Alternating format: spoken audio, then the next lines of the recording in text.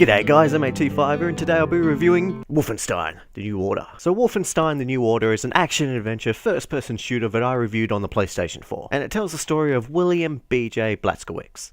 Oh, grow up! And at the very start of the game, you're fighting Nazis in 1946, attempting to break into a fortress that holds evil experiments and technology that the Nazis are utilizing. And after a few events and intense moments, you end up in an alternate timeline of 1960, in which the Nazis won the war and have taken over the world. Now, it's up to you, BJ, and your group of resistance fighters to take up arms and take down the Nazi scum. So if you didn't know, Wolfenstein is like the godfather of first-person shooters, with its release of Wolfenstein 3D in 1992, in which first-person shooters after it would take influence from. But with the newer games, it's been kind of hit and miss and, not bringing anything new to the table when it comes to first-person shooters. But I'm happy to say that I think Wolfenstein The New Order is probably one of the most fun, entertaining first-person shooters that I've played on the PlayStation 4. This game somehow manages to combine old-school and modern-day shooting and mechanics, while also having extremely well-directed and presented characters and cutscenes. I fell in love with the direction in this game when it comes to its cutscenes. They are just so well made and kept me interested and excited every time. This is the same with the characters as well.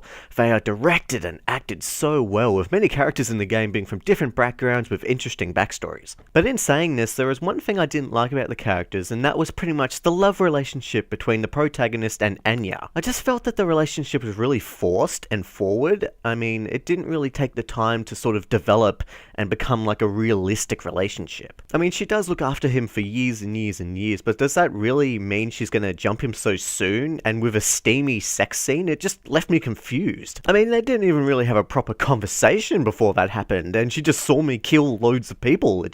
I don't know, it didn't make proper sense to me. I don't know. So let's talk about the gameplay, and there's a fair bit of it too. The health system in this game takes inspiration from both old and modern style games, with you having to find health packs and armor around the areas of the game. Your health does regen, but only a little bit, to give you that fighting chance to try and find health or armor, and you can even blow armor off armored enemies to collect for yourself, which I thought was extremely useful and unique. Combat is tons of fun, and there are plenty of different strategies for you to use when it comes to engaging the enemy, with plenty of weapons and choices you can make during combat. What I mean by this is that not only can you shoot up the place, leaving a fair amount of destructible environment behind you, but you can also stealth it. This option is not always available, but most of the time it gives you the chance to sneak around, taking out enemies and generals if you want to. But it is satisfying managing to stay in stealth mode and take down generals in certain areas, and you will want to because they can call for reinforcements if you get caught before you kill them. This is an extremely useful strategy, especially if you want to limit the amount of enemies you have to kill. But of course, going in guns blazing is always a choice, and the game has so many different ways for you to shoot, stab, and blow your enemies to pieces. Not only are you able to carry every single gun in this game, but you can also dual wield any gun you want, from 2 shotguns to 2 sniper rifles. Dual wielding does pack more firepower, but in return you are slower and less accurate since you can't aim down the sights. I'm a tad disappointed that you couldn't dual wield any gun combination, for example like a shotgun and a machine gun,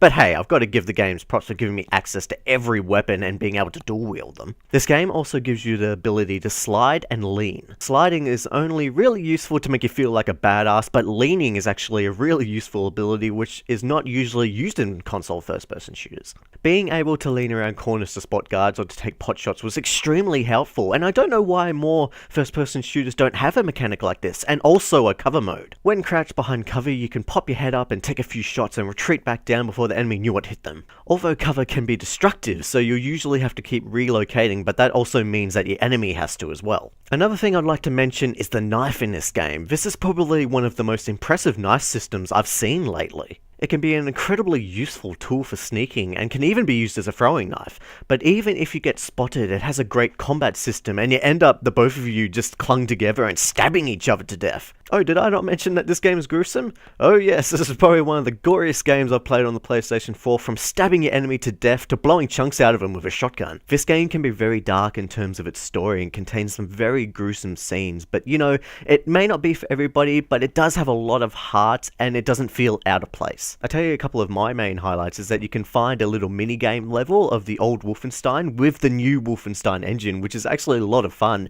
but also the dogs in this game. I mean, To be specific, the robot dogs. In terms of enemies, there is the norm from soldiers to robots to bigger, more powerful enemies, but the dogs were absolutely terrifying every time I encountered them. I mean, often the game would just leave you defenseless against these giant robot dogs, and the only choice you have is to pretty much run, and this provides excellent suspenseful scenes, especially if you happen to be wearing headphones like I did. So with all these positives, I mean, there are a few negatives. For me, it was in terms of the graphics and the unoriginality of the weapons. The graphics aren't very next-gen. Sure, the game runs fine, but it looks very dated in places, and there is this kind of odd thing you notice every now and then, that things pop into sight. For example, when you peek around a corner, there's like a slight delay for when things appear, and it's just weird, and I haven't really experienced that before. As for the weapons, they just don't feel very inspired or inventive. I would have liked some really unique Wolfenstein universe weapons, but they were very same old cliche weapons that we all know and have used before. In saying this, you are able to collect add-ons for weapons throughout the game, but only if you are able to find them, and that's not always easy. The levels have a lot of depth to them, and you can explore and to find all sorts of things throughout the game, which adds to the replayability. And when you are able to find some of these add-ons, they can be extremely useful, from silencers to grenade launchers. There is also a skill tree in this game that can unlock perks for you,